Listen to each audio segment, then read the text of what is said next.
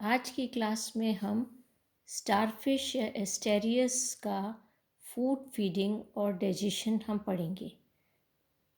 Starfish के जो विस्ट्रल organs होते हैं और इंक्लूडिंग डाइजेस्टिव सिस्टम, वो छोटी सी सेंट्रल डिस्क में पाया जाता है।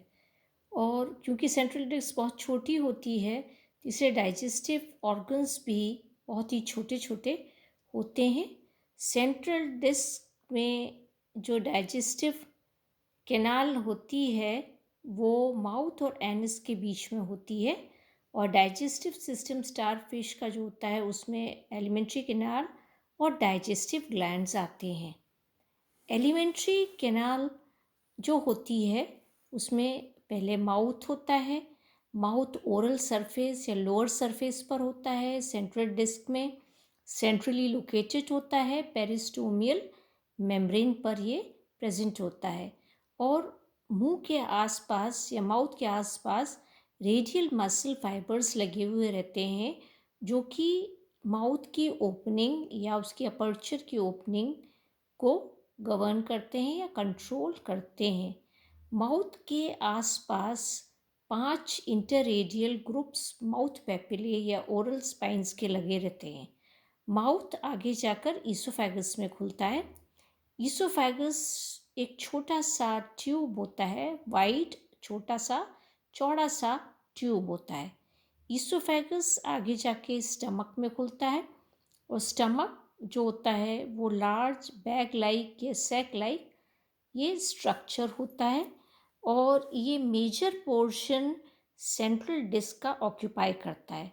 स्टमक 2 पार्ट्स में डिवाइडेड रहता है, कार्डियक स्टमक और पाइलोरिक स्टमक। और ये दोनों ही रीजन्स एक छोटे से कॉन्स्ट्रिक्शन के द्वारा डिमार्केटेड रहते हैं। कार्डियक पार्ट स्टमक का जो होता है बड़ा सा सैक लाइक स्ट्रक्चर होता है, थिन वॉल्ड होता है और इसमें फोल्ड्स होते हैं। कार्डियक स्टमक अपनी पोजीशन में मेंटेन रहता है, 5 पेयर मीजेंट्रीज के होते हैं और गैस्ट्रिक फिलामेंट्स जो होते हैं वो इसकी पोजीशन को बनाए रखते हैं।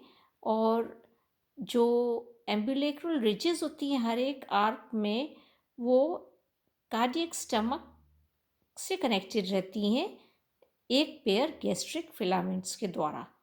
कार्डियक स्टमक मुंह से बाहर एवर्ट हो सकता है, मतलब मुंह से बाहर निकल सकता है, और ये जो बॉडी वॉल की जो मसल्स होती हैं उनके एक्शन के कारण होता है। कार्डियक स्टमक फिर खुलता है पाइलोरिक स्टमक में, या इसको पाइलोरिक सैक भी कहते हैं, और ये एबोरल सरफेस पर होता है, मतलब अपर सरफेस पर ये होता है। और पाइलोरिक स्टमक भी थिन वॉल्ड होता है और ये पेंटागोनल फ्लैटेंड होता है। इसमें 10 पाइलोरिक सीके आते हैं पाइलोरिक सैक में, जो कि 5 आर्म से आते हैं, 2 सीके हर एक आर्म से। तो 10 पाइलोरिक सीके पाइलोरिक सैक में आते हैं। पाइलोरिक स्टमक आगे जाके इंटेस्टाइन में खुलता है। इंटेस्टाइन जो होती है वो भी एबोरल सरफेस पर होती है और 5 साइडेड होती है, वर्टिकल ट्यूब होता है। और इसमें इंटेस्टाइन में 2 या 3 छोटे छोटे ब्राउन कलर के इंटररेडियल इंटेस्टाइनल या रेक्टल सीके होते हैं। इनका रेक्टल सीके का क्या फंक्शन है ये तो नहीं मालूम है, परंतु इसमें ये एक ब्राउन से कलर का फ्लूइड सिक्रीट करता है जिसका एक्सक्रीटरी फंक्शन माना गया है।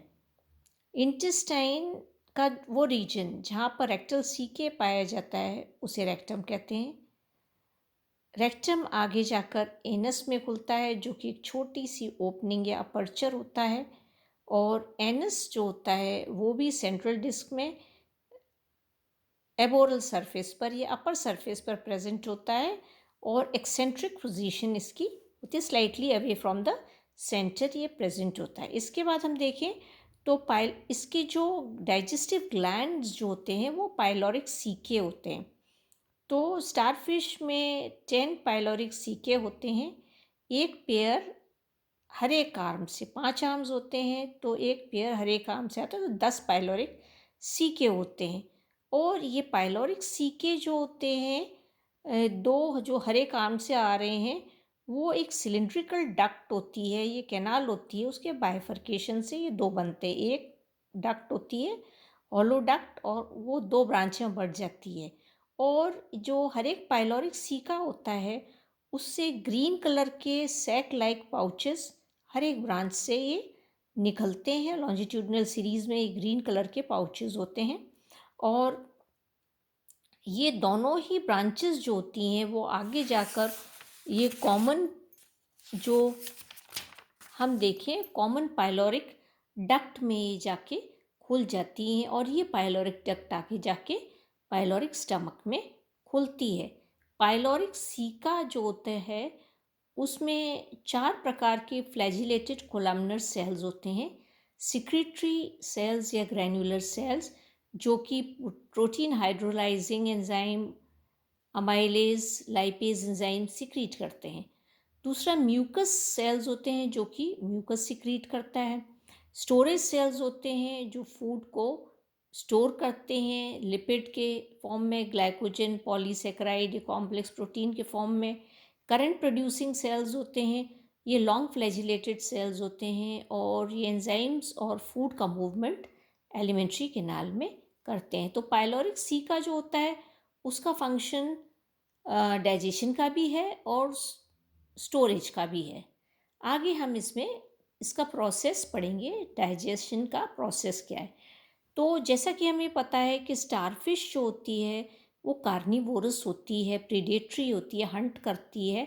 तो ये छोटे छोटे मोलस्क्स जो होते हैं, बायोवेल्व्स होते हैं, ऑयस्टर्स, क्लैम्स, गैस्ट्रोपोड्स होते हैं, उन पर फीड करती है, वर्म्स पे, छोटी छोटी स्टार फिशेस पर ये फीड करती है। और इसका टिपिकल मोड ऑफ फीडिंग होता है, ये क्या करती है कि अपने 5 आर्म्स जो होते हैं उनसे ये जो प्रे होता है, फॉर एग्ज़ाम्पल हम लें ऑयस्टर है तो उसको होल्ड कर लेती है, और फिर उसके ऊपर ये क्रॉल करती है, उसके ऊपर चढ़ जाती है, उस पर बायोवेल्व के ऊपर, और उसको पूरा का पूरा एनक्लोज कर लेती है, एक आर्च बना लेती है। और फिर उसके जो ट्यूब फीट होते हैं वो वेल्व पर चिपक जाते हैं, फिर वो शेल वेल्व को खोल देती है, और सॉफ्ट जो विस्ट्रल मास है प्रे का वो एक्सपोज हो जाता है, और फिर स्टमक जो होता है वो मुंह से बाहर निकलता है, और उसके विस्ट्रल ऑर्गन्स पर वो प्रे के विस्ट्रल ऑर्गन्स पर वो अपना जो जूसेस जो होते हैं, एंजाइम जो होते हैं वो सिक्रीट कर देता है, पाइलोरिक सीका और स्टमक। और डाइजेस्टिव जूसेस जो होते हैं वो डाइजेशन शुरू करते हैं, और डाइजेशन प्रोटीन्स का, लिपिड्स का और कार्बोहाइड्रेट्स का होता है। तो प्रोटीएज, एमाइलेज और लाइपेज एंजाइम्स जो होते हैं वो डाइजेशन करते हैं प्रोटीन्स, कार्बोहाइड्रेट्स और लिपिड्स का, और उनको कन्वर्ट कर देते हैं प्रोटीन्स को पेप्टोन्स और अमीनो एसिड्स में, कार्बोहाइड्रेट्स को सिंपल शुगर्स में, फैट्स को फैटी एसिड्स और ग्लिसरॉल में। अब आप एक चीज़ नोट करिए कि जो डाइजेशन है वो बाहर होता है, बॉडी के बाहर स्टारफिश डाइजेशन कर रही है फूड का। अब फूड क्या होता है, अब वापस क्या होता है कि स्टारफिश जो होती है वो अपने कार्डियक स्टमक को वापस मुंह से अंदर ले लेती है, एलिमेंट्री कैनाल के अंदर, और फर्दर डाइजेशन कार्डियक स्टमक में और पाइलोरिक सीका में इसका होता है। और डाइजेस्टेड फूड होता है उसका एब्जॉर्प्शन भी पाइलोरिक सीका में होता है। और डाइजेशन के बाद जो डाइजेस्टेड फूड है सीलोमिक फ्लूइड में आता है, और वो बॉडी को डिस्ट्रीब्यूट हो जाता है। अगर ज़रूरत होती है, नहीं ज़रूरत होती है तो वो स्टोर हो जाता है पाइलोरिक सीके में, और अनडाइजेस्टेड फूड जो होता है वो इजेक्ट आउट हो जाता है रेक्टम के द्वारा।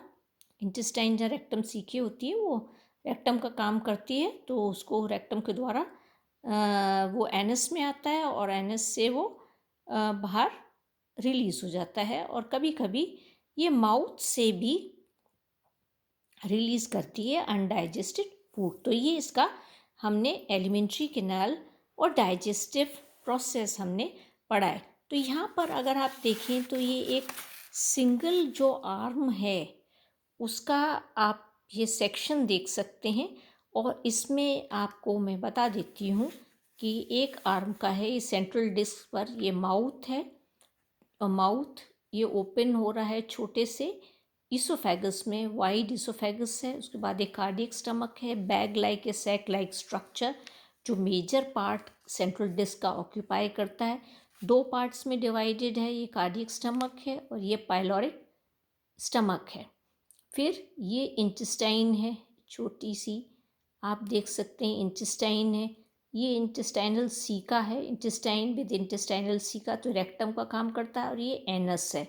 और ये जो हैं, ये आप देख सकते हैं, ये सारे के सारे पाइलोरिक सीके हैं। तो 1 2 3 4 5, तो एक आर्म में है तो एक आर्म से 2 आते हैं, 2 सीके, 10 पाइलोरिक सीकम आते हैं। और ये 10 पाइलोरिक सीका कहाँ आते हैं? ये कॉमन पाइलोरिक डक्ट में खुलते हैं। और ये पाइलोरिक डक्ट कहाँ खुलती है? पाइलोरिक सैक में आके खुलती है। और यहाँ से ये पाइलोरिक जो सीका है, यहाँ से डाइजेस्टिव जूसेस पाइलोरिक सैक में आते हैं। तो यहाँ से माउथ से एनिमल ये स्टमक को, कार्डियक स्टमक को बाहर निकलता है, डाइजेशन होता है यहाँ पर बाहर, फिर ये वापस अंदर ले लेता है। फिर यहाँ पर डाइजेशन होता है कार्डियक स्टमक में, पाइलोरिक सैक में। डाइजेस्टिव जूसेस यहाँ से आ रहे हैं पाइलोरिक सीका से। और डाइजेशन के बाद एब्जॉर्प्शन पाइलोरिक सीका में होता है। और फिर स्टोरेज भी यहाँ होता है। और अनडाइजेस्टेड फूड यहाँ से होता हुआ, ये रेक्टम है और रेक्टम से होता हुआ एनस से वापस ये बाहर चला जाता है। तो इसका ये डाइजेस्टिव सिस्टम स्टारफिश का हमने आज पढ़ा है, food, feeding and digestion in starfish. Next class में हम पढ़ेंगे फिल्टर फीडिंग। फिल्टर फीडिंग हम पढ़ेंगे लैमेलिडीन्स में। लैमेलिडीन्स में फिल्टर फीडिंग हम पढ़ेंगे।